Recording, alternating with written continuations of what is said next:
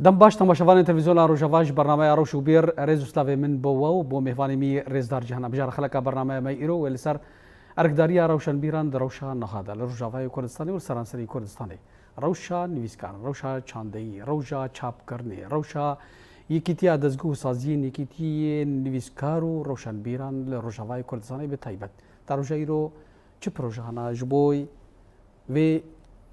ام ببیجین یک ریزیا یکیتی نویسکار و روشنبیران روجاوای کردستانه و نرخاندنا روشا زمان کردی پشتی وان گوهرینی چی بون پشتی پیمانا بیستو نهان کود نبرا هیز سورا ديمقراطي كود سرات دبكي اسوريتا سروان مشار ونخاندن ام بهوان خورا گن كشبكن شخو ميفان مجي ماموستا نویسکار يحيى سلوج سويدي مريا دريا بوديا واتساب را ماموستا بخير هاتيم قال لك در خوشن باش داريات تاد في خلك قالك سباس جبو تلفزيون واج بو تواي تماشا فافانو خبط كارين و از بخال ألمانيا من السويد من دست بيكي زور سباس لكم بجبون ميوان داريون ألمانيا السويد الأوروبا بحرا حالي الأوروبا بري بري ما مستيجي وهروسا رومانفيس لقمان يوسف ما مستعم قال لك دخش بشتري تدوي خلك كده سباس قال لك سباس بوتا سباس بو هبالي بشدار ما مستا يحيى سپاس جبو کارمندین روجاوا بگشتی و پروگراما او برنامه روش و بیر. گلک سپاس. ما مستعد حیامش دسپیکش باتا ما مستعد تچاوا روشا ابی بیشن بگشتی روشن بیران نویسکاران روجاوای کردستان تچاوا درخینی تدبینی گلو وک روشن بیر نویسکار دالی خوینه تویدا دعالي يقرتن ويقرتنا جفاكا روشن بيري لروجاوای كردستان باركي خود رابن يعني هاد دبي مروفنا كي بزانه ب روش بري و بيفاچوين داويه بتوايل كردستان دا چيبون يعني دستحلاتين هني هر كم خاصتن چاند و هنر كردي عالي فرميدا بهر آوا يكي تنبكن يعني دبي مرة بزانه بردوامه به هوا گریدایه هف سال داویه هنکی او پرده هاتن قطاندن يعني یک دکانه به جنوا وجینک دست بکریه ف هر آوی به هوا گریدایه و روشن بیرن ما و سال داویه هنکی در فتح گمبین بینا خواه بکنه به نفس بستینن بله رولا خابلی زندیز و اکتیو بنش بر رولا وانا به هر آوی هاتبو پرچقاندن مش بویه که یعنی مروف دبینه هف سال داویه و هف پیواجوی داویه اف روشی گت انکار کرن تنه کرن که هر تشتی کردیش ارتی راکن اسیمیلاسیون بکن یک دکانه به او خطربون در باس بوش نواند به هده روشن بیر یعنی راس دلیل هم بری وان ورن فكرن قبل بن رولي خابليزن لي روش يعني يك دكاني به وك زوروغا كي راد به سر بيا هدي جنوا رابونك شيما بله ام بيت دكان نكي ما مستلقمان دجيهيا ده صالين داويدا وكيم زانكو درفتك باش شي بو برفرا شي بو البيشيا نيفيسكارن روشل بيران يجبو برهمان ام دكارن بچه علي وان برهمان و وی چندایا کوچی بود دریجه 10 سالان دا بنرخیه تزاني ما مستقبل جخوا وقت قلت درجاهية 10 سال دا براسي 10 سال جي نهندكن يعني لدوي ام ببيرا خو بين بري 10 سال تشهبو بري 10 سال قد فكرنا زماني كردي هبو كاري كردواري مترسيداري تدهبو کەسێکی نکاری بۆ خۆ بدێ پێش یان ئەو تشتێت هەشورامانی خۆدا دەرخی نەگو کەسی نەتخواست یان نویسکاری منە بوون یا ڕەوشەنبیری منە بوون لێ ئەو زەمینە هەیی تە نکاری بۆ تێدا ئەو لەسەر کار بکەی ڕاستی دەرفەت نەبوو زڤەگەرم پرساتەش بووی ئەف 10 ساڵێکیەوە ڕاستی پشتی گۆ شۆڕەشە سووری دەست پێ کرد و دەریڤە بوو بەر ڕەوشەنبیر و نویسکارە ئەو گەنجینەیە خوا دەرخستن بڕاستی چ بێژم بهفرة تفدحات يعني أنا هم بين برتوخانة كردي دا سرفي درجة هي ده صالان دا وكلا هي كي شيء وكل هي كشيء بالدهي برتوكان بيصير كذا مخابن يعني أصلا كان بيجمة أبنات تبدأ يعني دا أستك بلندنا أو برهمين جوهاتنا درباسي برتوخانة كردي بونا هل بتوكي ما يجي هابن لوك مشتركوا توكا يكي تيكي برب أبي هاري يعني الرجال أنا الجر وشيء والجر درفتي باش بي وباش برك وقت تقولي زميلك اللي هر از تمي فيجيت بيجم لهر باشا روجي دا بيجين كرنجيرتي يعني ابر همي هات انها مو برهم يعني هيجانغو تديني بردست اخوينر يانجي روشن بيري جيهاني اللي بنيرن يانجي بخوين يعني هلبت ليفا جرك جيرتي يعني بيجن قرسبونا كابو هلبت ويها يبر بالقهوة جبرنا أصايها تشتكي أوارتبو يعني أو دواري وقتها تشت أوارتبي هلبت كما سياج بخرتين وكان بيجن بشيوازكي وسا نشكافا ريفا بو بيشان فيسكافا عيني ولو عيني ولو نشكافو راسيجي نشكافو جي كردارا يعني نها وقتها أمورن نفيسكاري ما روشنبيري ما تشبه هلبستواني ما كردستانا روج آوا دهاتن خویا کرن کی دبری دا جگر خویم بو سیدای نامی بو تیریج بو و هر وها چند کسی دیتری بون اوجی وک هلبستوان يعني اما تبيجي ول ايشي روكاري سياسي وتبيجي نفيسكاري تشيروكي يان هلبستواني نفشينو يان افك وك زماني كردي قال لك كيم بون يعني هبون لنديار نبرشاف ما مستا يحيى براسيز تخازم في برسا قومش ما مستا يكري في برسي وصا دعلي كي دام في برسي اشتجي بكن انا وك روشن بير ونفيسكارين كل اوروبا ديجين و هل بت درفت بدرفتن ويساندني وبهتر بي باوردكم جالي لي فغران فا جالي دميفا جالي بيوستي جياني وقالك وقت بيجن كودان نير هنا كنت بنجه وروشك بتايبت جنيفيسكارا تشيدك بو برهمان وانجام دانا برهمان وك لرجافاي كورساني اب برهمد دوان ده سالين داويدا باوريات ده انجام دان داري چاندي ده داري جواكك چاندي ده رجافاي كورساني انها يعني ام بيت كون بين سر زمان نا اف روشن بير يعني نفيسكار بتايبت ايجا هاتني اوروبا يعني جبر درفت لكردستان الولات النبو جبو بيكيش بر وان روشن زور زحمتي دا تكوني بيتري وانا هات نفيدر كي اوروبا يعني جبر في روشي كان نكون بون برهمي خاد شعبكن كان نكون رولا خابليزن بيتري وان تنيري بنجهي وانا جوير روشي رفيان هاتنا اوروبا إد أوروبا دا تبي يعني مروف هناك هين آزاد ترى کار خبرتی که الفدر که حاطنی کرن یعنی ام دکانن برهمین یعنی ام فید کان بیشن چاپ کرنی پرتوکا یا برهمین گنها فدر که دست پیکش ورد چونه ولاد نویسکار مد اروپا داد فدر که رولگه باش لیستن یعنی راست فیزیکی اروپا نه اللي تدبيني كارو هنر وان نوفا آخا جه هاتني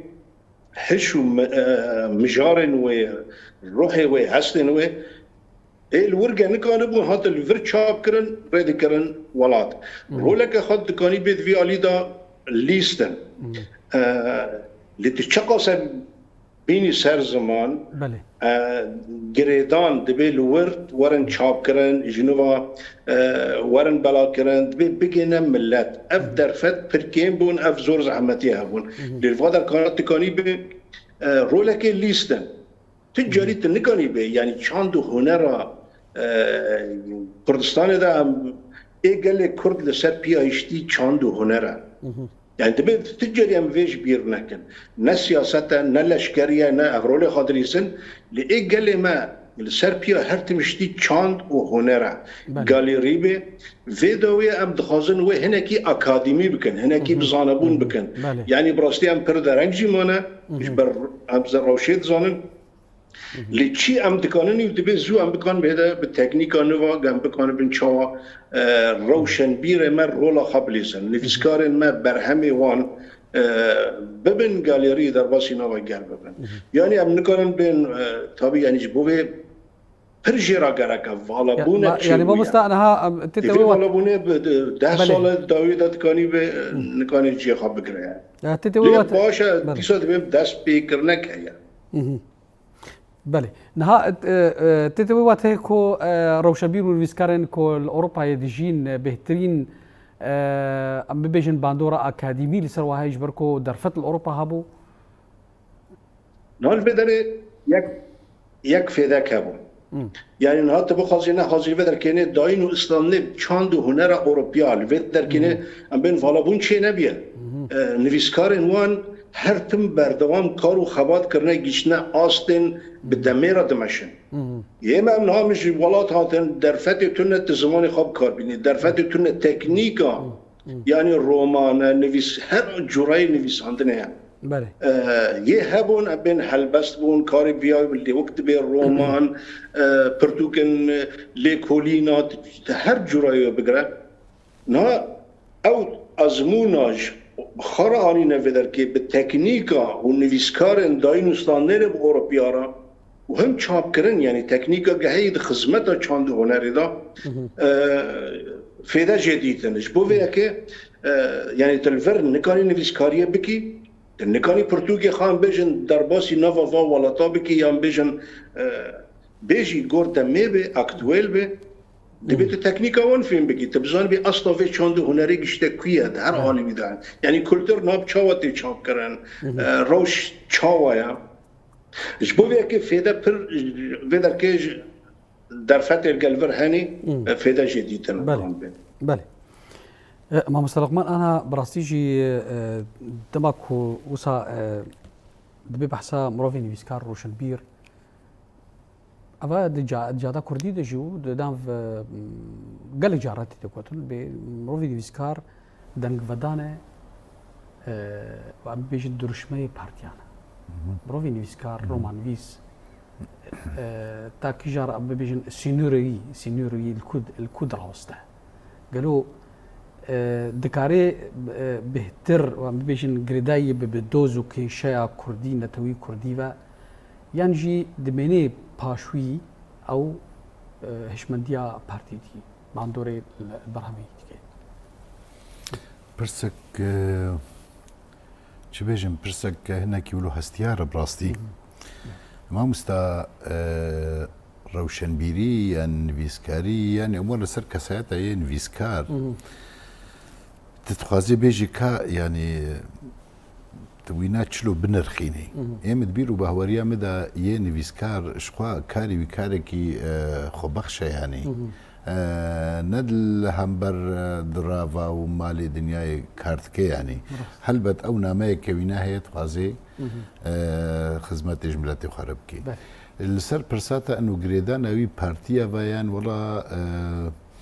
بني رشخورة چه سياسة مدار بي چه شخوا چه نويسكار بي چه ننويسكار بي والله يكي نورمال بي در روشا ميقو امتيدا روشا ملتي ما ولاتي ما يبندست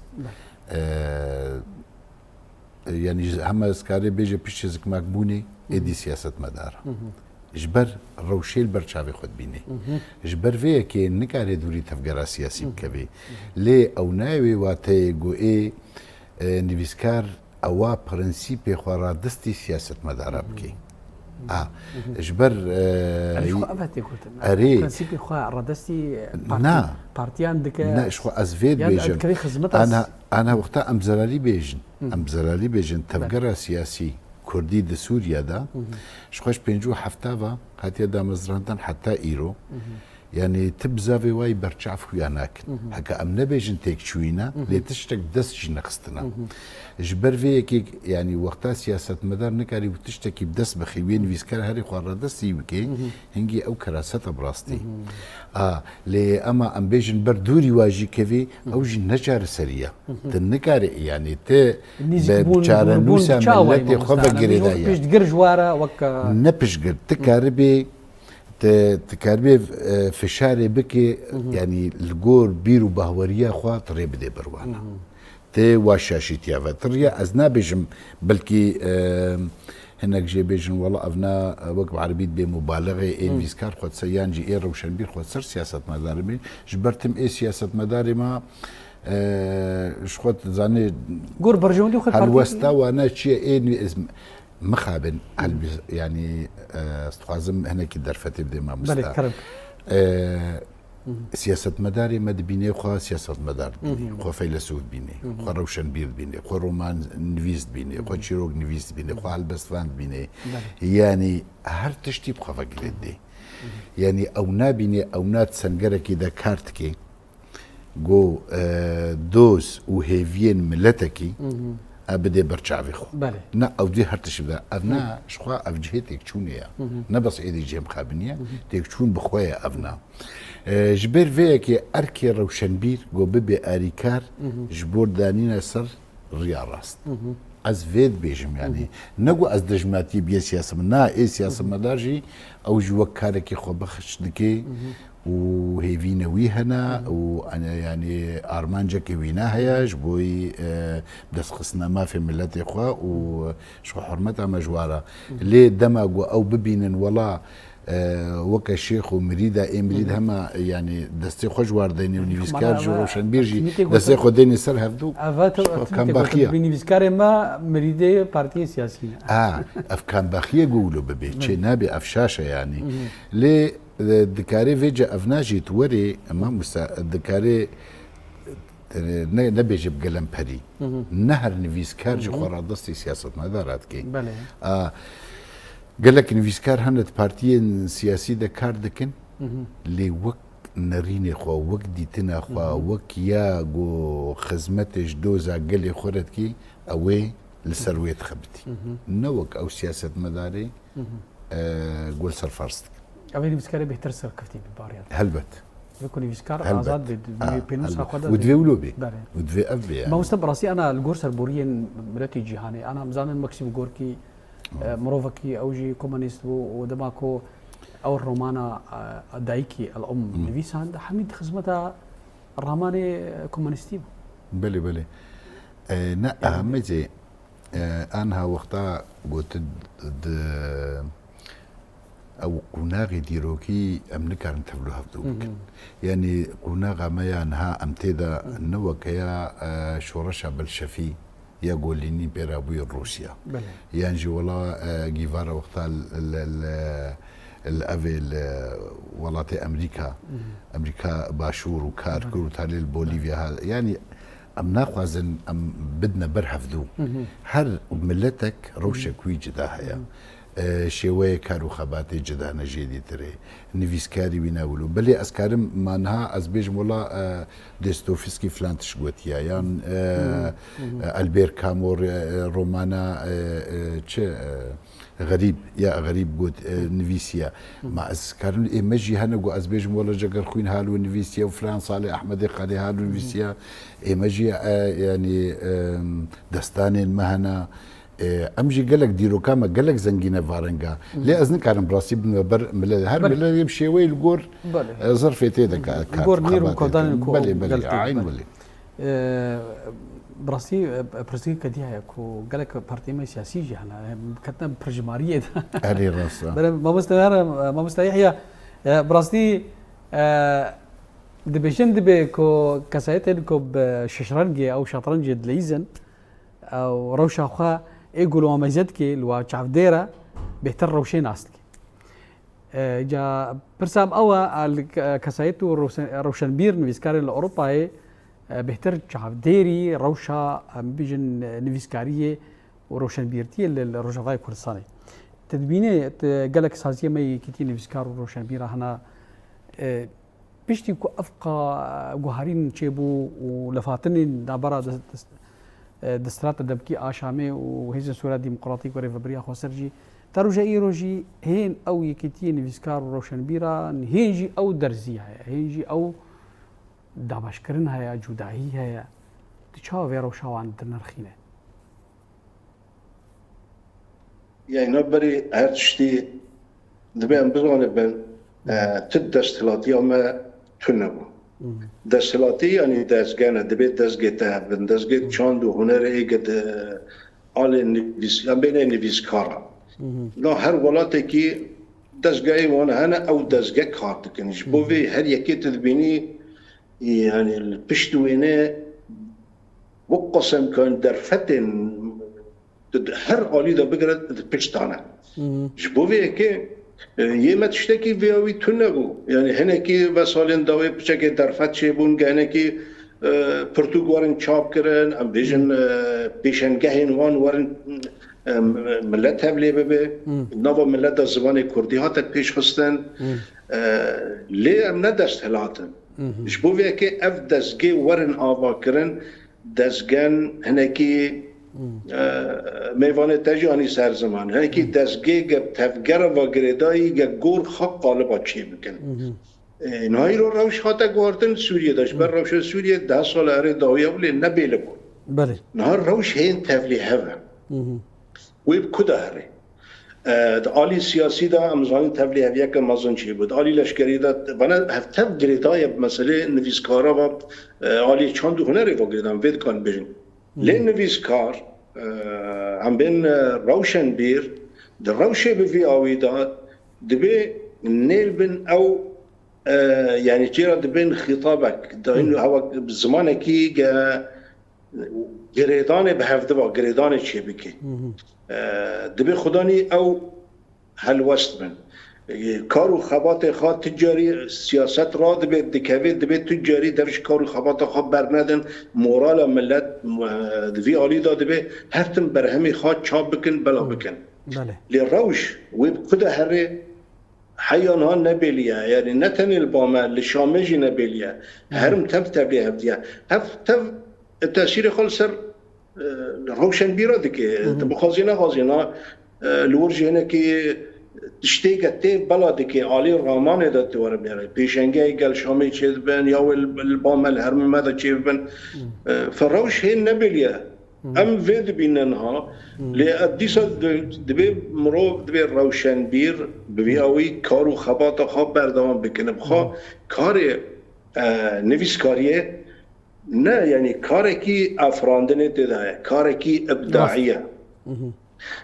ابن مروفرا زاروكتي دا چه دبه افتجاري الناس سياست وي چه دكي وندكانه سياست مدار وانا چه بكن اول باوي هيا اللي روش چيه گرداني بروشي وانا يعني از نكانه بهم نويسكار جر روشي قطن از نا چه دبه چنا بيه هم دشوبينه لبراستي روشك هناكي زورا هرم تب جبوفي اكيد بهم روشن بير اف خطابه اف نيل بن مورالا ملت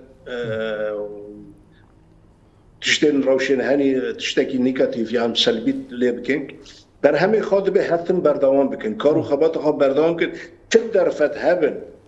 لباما عود دسجاي بتشوك بنجي دبي دفجي برندن وباش فانا هرتم ببيش بخن يعني دبي غالي كاريه بكن يعني كرتاي فيدم يعني روش تبلي هبه راستي يعني نا دياره وبيتشاور بين مشى باش ما وصل لقمان وكو مش موصف يمكن دستلات وكا بيجي الدولات او دهلكو شازي و دزجه ببنيك نها براسيجي او دماكو هاترا كاندنج عليه كتير فيسكار كردستان سوريا وكتير فيسكار كرد لسوريا ويكتيارو رجموان ونفيسكارا الله براسي جهد الخشيب وراحتيك دا جهدا كردي بيشتي فيدا معها بوتشي وك بروجي كيتي ونحمي لبيجن كون ركي الدرخن دش اركيويا بيجن دفي روشان هذا دفي روشان هستيار ده قلت شيكي وسا شي بي بو بيشتوانيا تفقرا سيازي بو بيشتوانيا قالي كرد بو دا خوازا ما فين كردا بله پرسک براستی گرنگ و جه خودیا لی استخوازن تشتکی بیجم وک ما یکیتیان ویسکاری کورسانا سوریا کنگره داویدا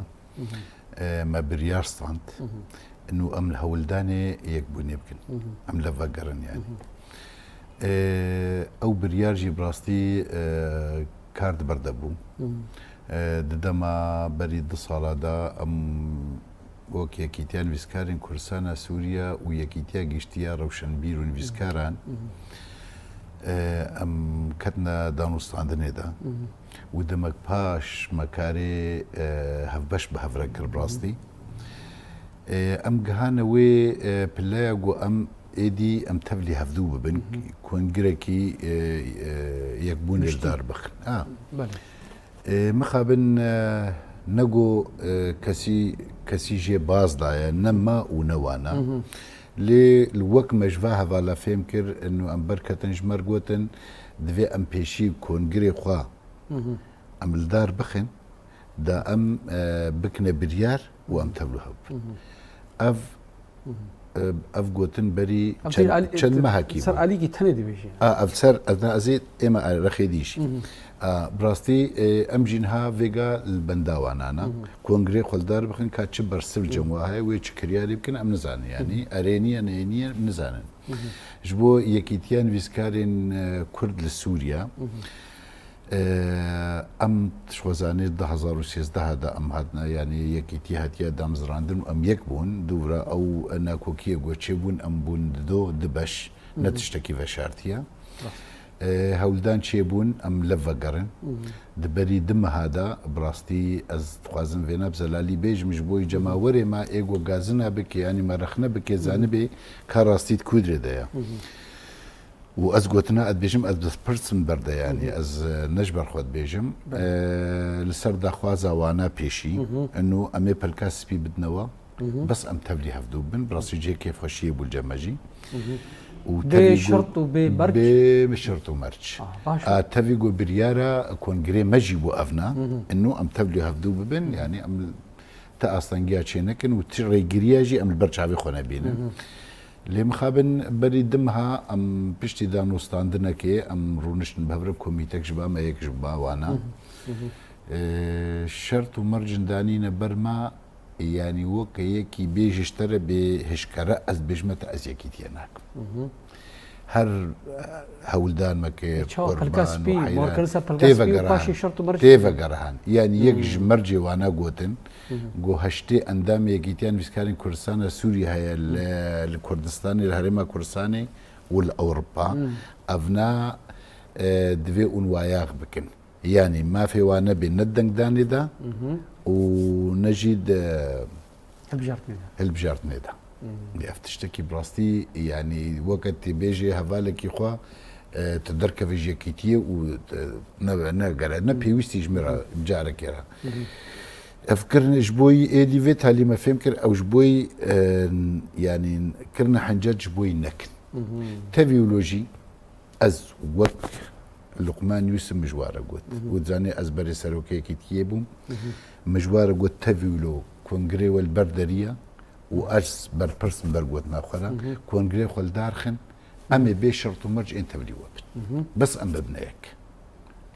أستخوازي زي نافاج اشتري بيجم كيوكي اما دبون دويج فاتي لي ازناخوازم ام مقارن بشتي غودانجي ما بكان مقارن درفتي بدنا اوجي ورن هلبت ازناخوازم هستي كسي برين بكم يعني براستي نافالزنا بيجم لي از وقشتر بيجم وهاتشيبو مكرو نكر تالي جي بشتي غودكا امبري ما حتى ما درفت جدا وما جو باشا چند روجي ديتري اوني درفت يعني اوني برسفي دنما ديسا نكر اللي مقوى توانا مقوى حتى تبيرامي روجا دهي مهي افقوتن بريها مهكيا دهي مهي جيب ورايا ام تخوازن هكا اون ده روجا تخوازن درفتي ام 20 روجا زيدت كن جبوي بس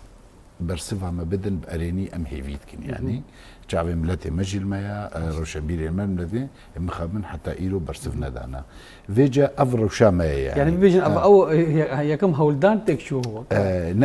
يا دي تريجي هي أرين يعني الهرينايا يا مو يكيتيا قشتيجي هنا أم نزان كان بيكون قري قل دارخن وتشب رياليتي ده بستين ويكيتيا بكن نكن أم نزانن ليه أم نكان بيجن تيك شوش بر هي أم نجهن ويقونا غداوي ده نصاني ده ما مستحيا از تخازن درفت بدنا تسرفي كي قال تبغى زي سرفي كي تشكي بيجي كو أو هولداني تيك رنج بوي كيتيا نيفسكاران وأف شرط مرشتين دانين أف وقت بيجي وك كلام بيشايتين دانين تشاهد دارخي ناز بيتم كار نيفسكارية كاركي كاساتية ابداعك افراندنك الشخصيه دبيت كاري خابكي بمشي نات البند دزغا بميني يعني از زمانه كي فكري دبيجم از نال فيدر كما دل خود اندام اي فيدر كيل اوروبا ما وقت ملت مل بندا بارتي ما روجاوا بينش بونا تشتكي بك يعني نهاد دز نخاشيا بارتي ما روجاوا چاوايا چاوا پرجابون و چاوا الهف نكرن او دیسا کساتینه نهاد بر روشنبیر دزگاه مدى او نخاشیه يعني از بما بسالا الورم و دزگاه آلورجی هیا نویسکار روژاوا نه روژا که پرتوگاکش بویا کی چاپ کرنا نه روژا که پرتوگاک وارگران نه زمانه که نه روژا که يعني چند کسن يعني از زمانه که ندویم وکری دی بیشم يعني چند کسن خاله هفته کرنا گروپ او هف کمی وسری و داده سری و يعني دبیت نکبی نافا مثلا تکاری خوابی کی بمشین ام هیوی دکن اف دستگانه يعني اف روشن خواهی ناوی وان هیا جانا جوینا هنک چه دکن تینا با هفته لنهاز بیم یه اوروپا دا نکانن يعني او درفه او امکانیت وانا تون نگه بکانه بن رول خواب لیزن هفده چاو بگن هفدیه دیسا کساتینه يعني هری نوار روشن بیره دا هن کس هنه يعني هفدنا قبل كرنا روشن نخشيا بارتي من روجابا يعني ما خابن روشابا چقصا بحثا هر توم بصاله هم ببنيك وهم هفده بكينات اللي بنده وبيت دبيت تكارينه كي جبوه که شکل خماجی و در کل بابا چه درفت هنه کاری خواب بکن و بمشن البنده کسی نمینه دبی وی آوی کار بکن لدر وی که درفت گرکن امکانیت گرکن تپرتوکا چاپ بکی نام بیجا آن ندیم اوروپا ناتل ویدر که چاپ بکی دبیت ورگری نی زمان والا تا گت چاندا کردینه کی بلا بکی دستگاه اوروپیار گردانه خواه چه بکی دبی اکتیف بیلی کسی وی کارا دکنی نکنن خب دستگاه کردستان ایل ولات روجاوا بخوا گری بدن الوا در کاش بوی خب پوچ کرنه یعنی هندشتا هنه رولک مهابن رولک نباش دلیزن حال یکی دا يعني نكان جوي تونيلي دركبن يعني دبي هنا كيج مسألة كاساتي دركبن بصغني بن خدمته ملته چاند و هنرا گلکی دکنه درفتم چیه بونه برا و شی واتم له هویادا دبي ام چاوا بکانه بن گاو باویجن خود بدن سر هفته بله روشن بیر دبي بری واتشتا يعني گاونا باویجن دوردا ام تم في گوتنه دبي سنم خازن ببن یک ولی روش هذا يعني ما خابن يعني روشة بارتيا ما روشة أبغى جانا دزگاه ما روشة البيرة دروجة هذا أو روشة بله ما وصل رقم زاد تخازيت شيء بيجز برسك دي بكبشتا ناس خوازم ولو السر قوتنا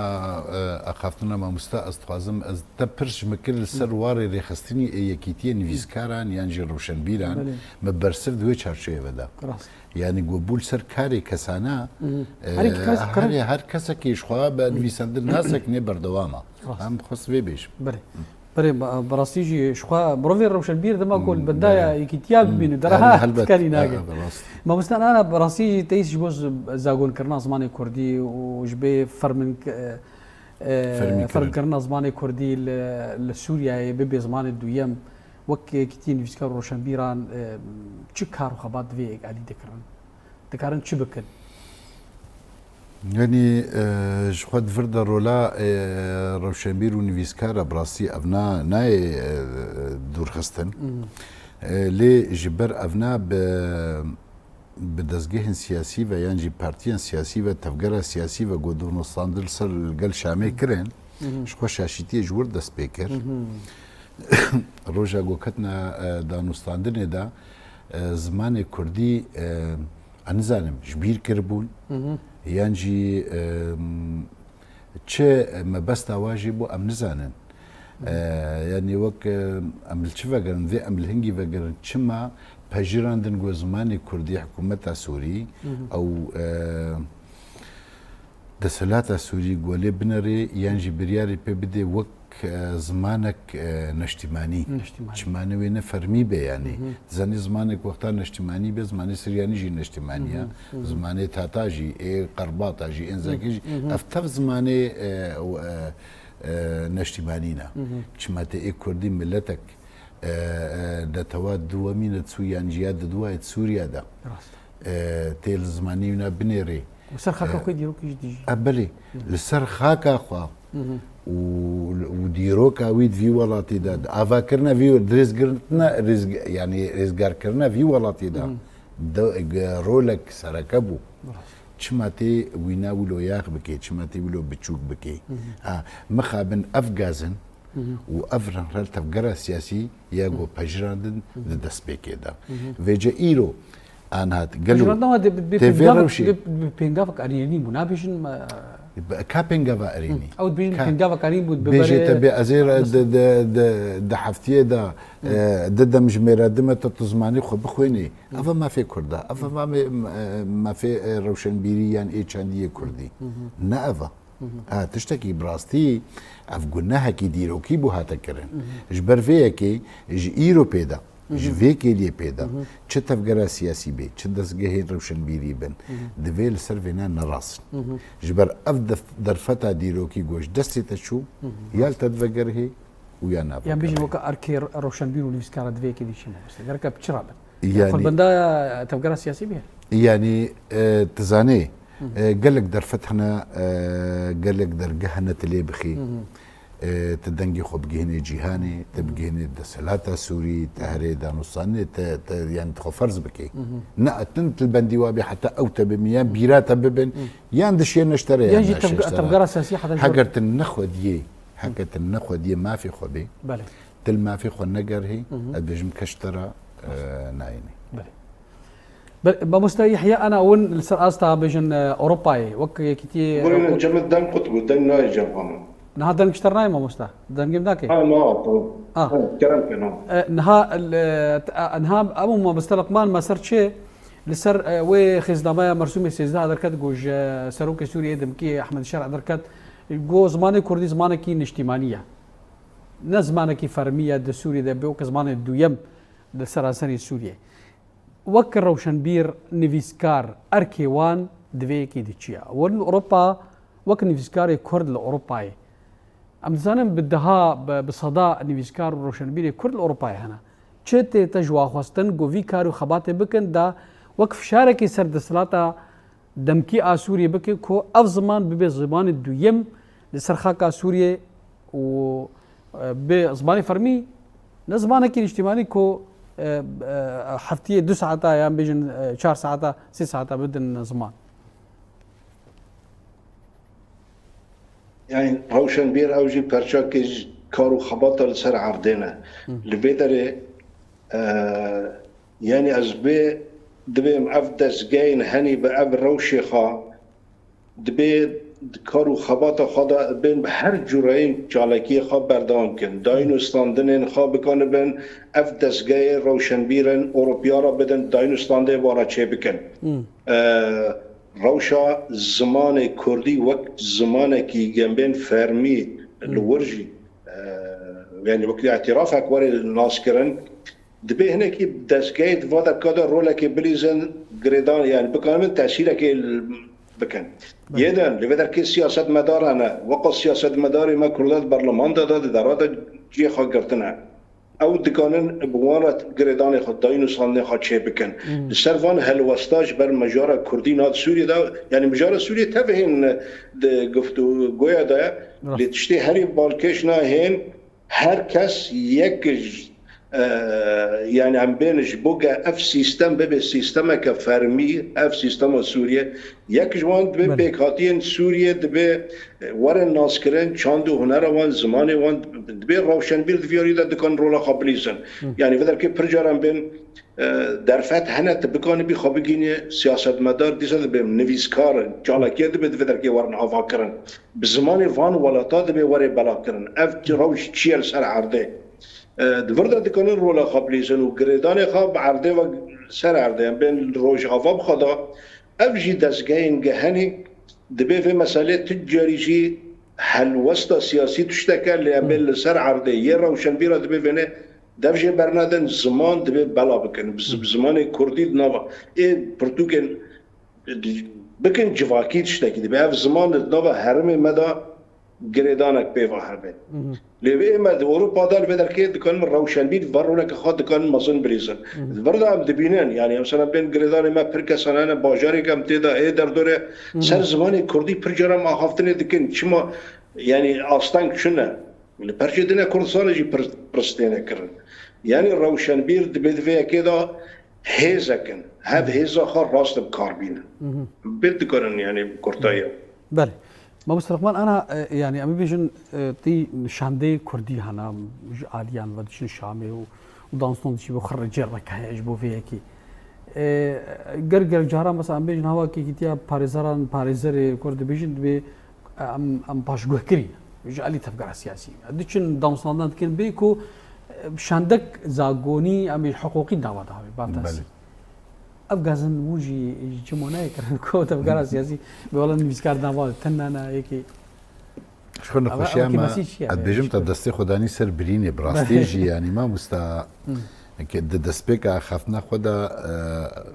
زين ما بيراتا مجو سياسة مداري ما خد بيني فيلسوف وروشن بيرو رونا كبيرو حرتش حقوق ناس أنها دواري مجار واري روشن بيري وشاندي أنا چندهیه باشه افقاس دلگای وقت فرانسیت به دلگاسیون یعنی او شانده گودچن شامی روزه که اوی تفکر سیاسی ددوا روشنبیر تبلی خو کرنا ددوا اکادمی تبلی خو کرنا دوا نویسکار تبلی خو کرنا رجوار وکیل نمشتر گو حموتش دسه خو دگرن ومخابن تيك جيتشن اي باشا تشتيروك فهمناكي تشلو خد بيني تشيروك نفيس اجي وقتاقو ازهرم يعني قولال كاساني هري كان فيسكارا كرد هري هري لشامي روني بيجي بأف دا خوازيم افن ازماني كردي بيشيش خدن مبرچاوي خو ويادي تري اف ازفاتش عزي خوازم بو نبو افتشتكي دي تري اللي ري بدمه تفكر سياسي رينا دي با نجبوي ان هذا نصانا بشامي رجي يجي روجا شورشا سوري دس بكريا تشي او ائتلافا جو تشي بو او تشد قوتنا ده نظام نافي تشلي يذكرن هما هنگي اقول اسطنبول تشي بو كابيجن بيكين فيسكارت ده بو يكي روشن بيرت ده بو ايرو و اف امباساد تشي قنصلخانه وسفارات سوريا يقول درفت فبن معنا وكب عربيت بيجن ملحق ثقافي هيا كاتف قرا مي سياسي نافي تشن فيسكار جوار بيشكيش كده قوتيا امفن يعني نونري ما يشتي ذهبي بخدنا البيراواجي نا بهور بك سياسه مدار ما جوهايا واجي هبيجي جواوري يا وي براكي خويا كوركي خويا هبالكي خوي د تفجرا خوي سياسي د تختيدا وقف جهم خابنيه براسي افجلكي يعني باندورك نيل تفجرا سياسي بخدكي اللي كاوي كنجي شيار ببن كنجي بهشي خورن افجي وقت بين سوبتا ملتي كرده يعني براسي ايش ملتي كرده جو افاسياس المدارة نتكارن بك من ريبتنا غيري خو براسي ما بس جانا قالك جارا مهواني من مفناس انه بارزر نجي وافغاز انتكرن تسر حقوقا سر قانوني زاغون وما فان تدا مصنب دستلاتا كرتكي ويكي بارزر الكيركات تنام براسي جبر اي سياسه ناف خد مني باريزرشي يعني اف برسكريك قلكي اف جيب راسي كراستي كراست خوي يعني أبغى وجا تشتي خستن جوج نفيسكر وكا بيجن نفيساندر سرفا سياسة مدارة والسرفان تشين كوتيكر نفيساندر دي وريكر يجبو فشار سروا وريكر كو يجفيريا خوفاجر هناك ريب دخل كي انها دبري دائما بيرو بهوريام د وقتاغو بارتيك جي بلافوكا كوي هبوتي د نويسي ديتني خوتي د نويسن د غازي خوتي د نويسن فيغا في فيسبوك تشيبو واتساب تشيبو انستغرام تشيبو نزا تشيبو هر نويسكارا كان روشين بير غاري فاتشتي خوا ايغو بي باورتي دا بدي ديار كرن يعني ونايكو دو ونا د بيرو باوري غريك ببردواميجي يعني روبلي فيسبوك هنا وقتشتي نويساندر وتشتك ناي غهراند شخون هافيجا غازنج ما بخوجي هيا انا هافيجا ما مستا قوت اوروبا غركا الدرجه بخن خو بدنا ناس كرين جواب خوازن ام ملتكن زماني ما هي چاندا ما هي ام خوازن فيكاري ام فيتكا وك امروفاتي جواب وكر خصنا يونسيف يونسكو ناكن كابراسي افدز جهم الويد تشتكن يعني دين دفج دزغها جي بردا كو كسايت سليم بركات الاوروبا سليم بركات روشن بيركي كردام نفيسكاركي نافدار بناف ودنگا لجيهاني تفي ندنا في كرداتا كاسليم بركات لچن وزارتي روشن بيري خستيا قوتي استخوازم وندنگي مبكينا حكوماتي قد صلاتين خوا ايه جبو زماني كردي جبو زماني كردي لكن ما هم يعني اري ام غازناج تفكر سياسي كيجبر او هات شي بدسي خطري لي امجي كما يمشي انا كثير وقت نفيسكار وروشن زفيجي يعني بل ما مستا يحيى براسي دم نما هم دخلك كده وقت بيجي قلتنا داوي زور سپاس که برای بو تجیج بو میبانتا که لقمان کارمند نواج تماشاگران از هیوید کم دیسا يعني وقتنا كك لقمان قوتي تفجر ما سياسي حيانا روشن بيت برچقاندنا بزانبن دبي در دبي جوار داي يعني دبي بزانبن رولا وانا ديرو كيتشينا جبوفي كي اف برچقاندن سياست هر شتي سياست تنها خراد كي دبي انا كي روشن بير چاند هنر بدن پیش ديسا دبي چاند هنر كردي كردستاني و عمل سر پیاشتنا بيتنا وزور سپاس که سرکفتنش با پروگرامی و شبو میوانه تو کارمندان با سپاس بوتجي با مستحيا ام قالك سباسيال كان باش داري تدي خلك كده ما وصل لقمان قلتنا داوي شو ابا اجي فيناتا كست كم براستي بردواميه شاشيتيه دا يعني شو تكچونا حتى بداويه سياسة مداري مجل خوفاقرن تفقرامي سياسي جل خوفاقري روشن بيري مل خوفاقرن نويسكاري مل خوفاقرن اف ماف ودوزا قلي كرد اركج هركسي يسار ملي هركسي بهيفي مبهفرة راج نبار تا امجي كاربن جميع خو بجينا بجي بلي ما وصل لقمان قالك سباس بوتا باش داري تدي خلك كده سباس بوتش